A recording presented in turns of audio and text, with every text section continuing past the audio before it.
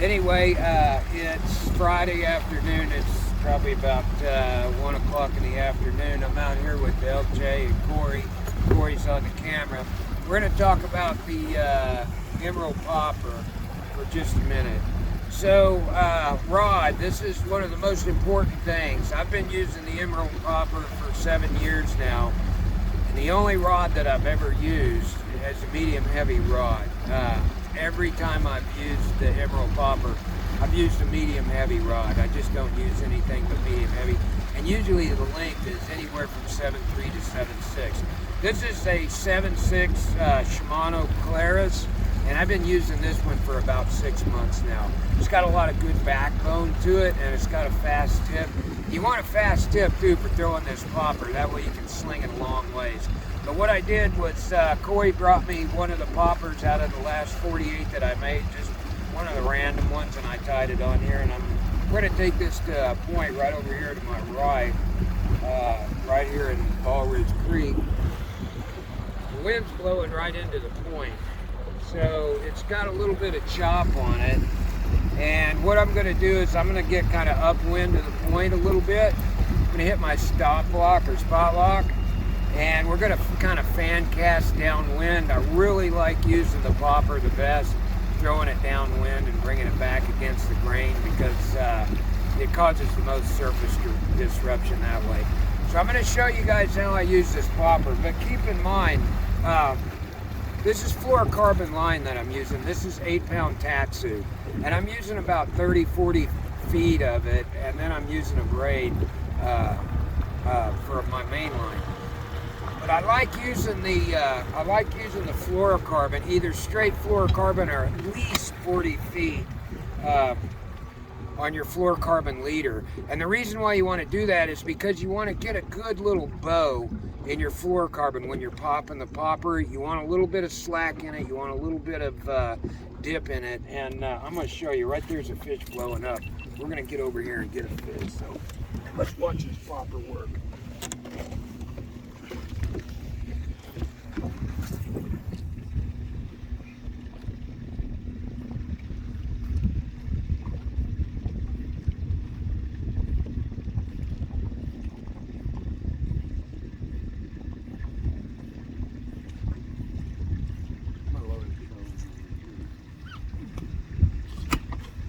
You need me to assist you up there, Mr. Farmer? Nah. Okay, I'll just sit right here then. Yeah, let me get positioned here. Corey, just keep on filming the popper. You're just about right where we need to be. I had a big blow up on it this morning. That's good, okay. That's awesome. Alright, you just keep filming that popper.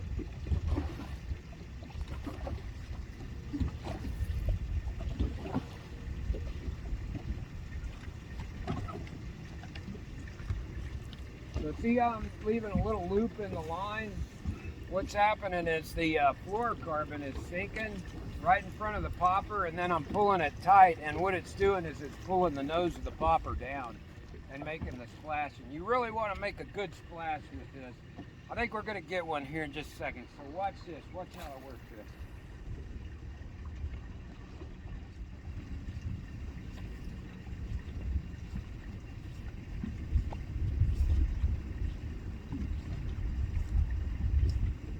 I'm on bass.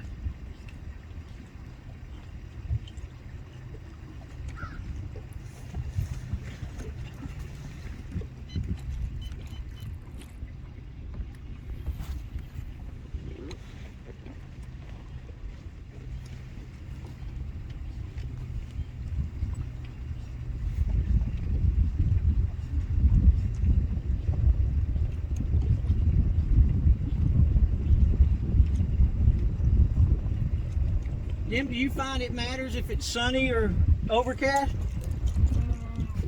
It seems like it works better in sunny days because that's all about the bass chasing blueback. The blueback? Yeah, so it's kind of a blueback thing.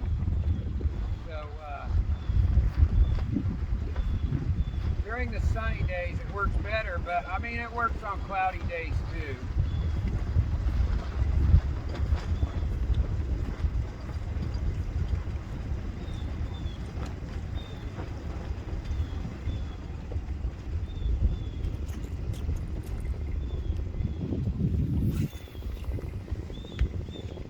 I've noticed over time that you pop it some and then you just start swimming it.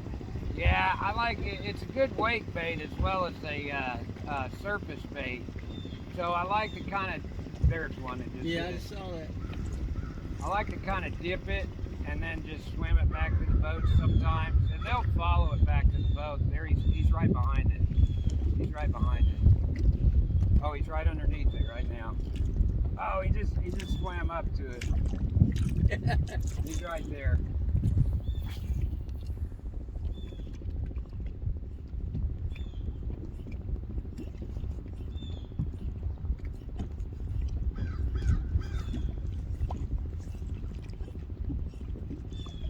So it's kind of all about the rhythm. You can see the loop in the line. If you kind of focus on the line, you'll see the constant loop in the line.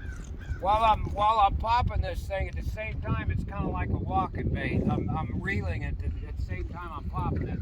Look, they're blowing up right up there. Oh yeah. See if we can't get one. You got some on your screen up there now. Yeah.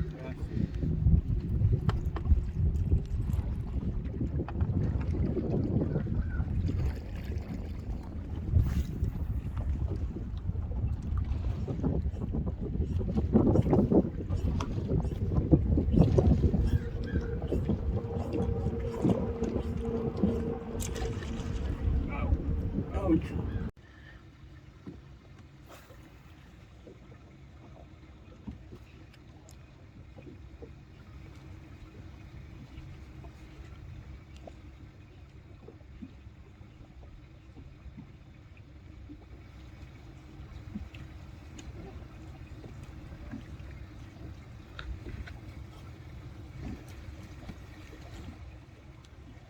All right, here we go.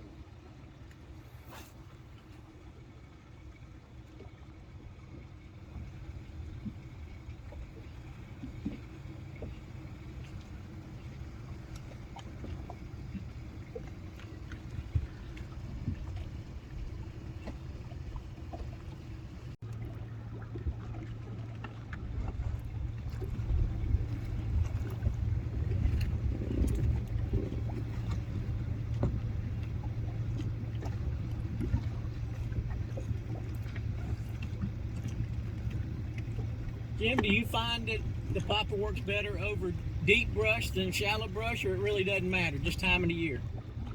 Oh, look at old schooling. Yeah. Man. There's a whole group of them follow that back. I don't think it really matters. Like the other day when I was out, I saw a fish that was up on some shallow rocks that was chasing bait, and I threw the popper up there. It's probably less than 5 feet of water and caught the fish. And you know, like out here, what we're doing out here, we've seen some good blow-ups. You know, we went from 30 feet of water, a brush pile back there, and now we're in 10 feet of water right here, and there's fish in both spots. So this time of year, I don't think it really matters. You're going to get a little bit of both. But the most important thing about the popper, what makes it work, is getting it to splash like this, because it's all about getting the fish's attention. Yeah. They're out here looking for bluebacks. This is a big hump out here. They're out here cruising this hump, and they're looking for bluebacks or anything that resembles a blueback. And if you can make this thing pop and make it sound like a fish is chasing a blueback, they're very, very competitive. And they're going to go to where they hear or feel that sound, and they're going to find out where it came from, and that's why the popper works so well. They end up finding the popper.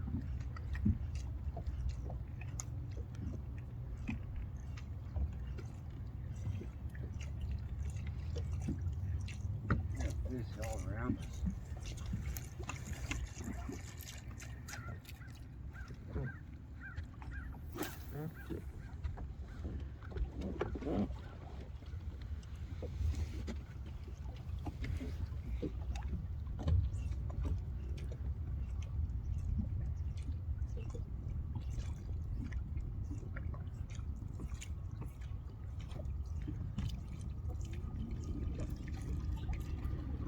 You like the medium heavy rod over the medium? Yeah. It just gets more action out of it, or? Yeah, because you gotta kind of put a little bit of backbone into this thing to get it to pop. And I found with the medium rods, you do a lot of pulling, but it don't do a lot of popping. So you want something with a little more backbone, just a little stiffer rod.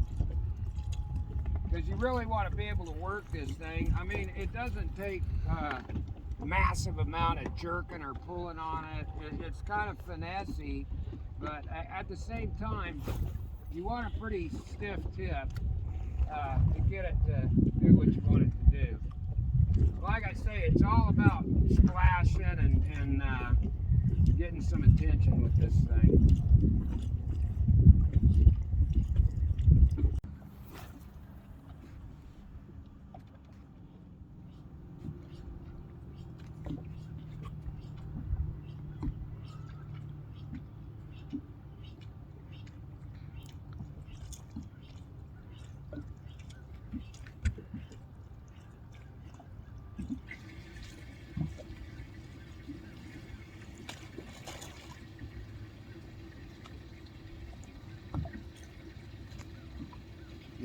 Yeah.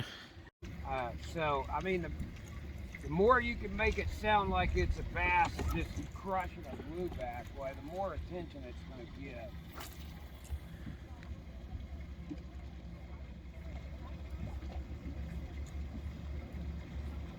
You can hear that. Oh, there's one. Did you see him? Yeah, I saw him. You barely missed it. You can get it to make that deep splashing popping sound. That's what they want to hear.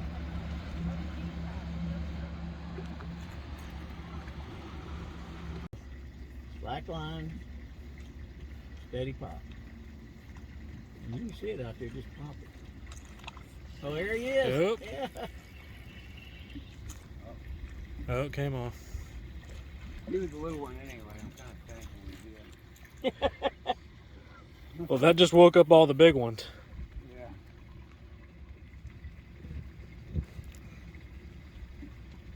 See, but this splashing, like what's doing right now, that's just a great imitation of a blueback getting just hammered by a bass.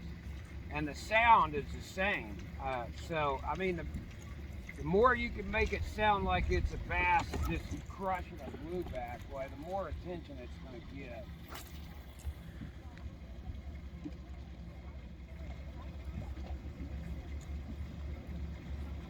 You can hear that. Oh, there's one. Did you see him? Yeah, I saw him. You barely missed it. You can get it to make that deep splashing popping sound. That's what they want to hear.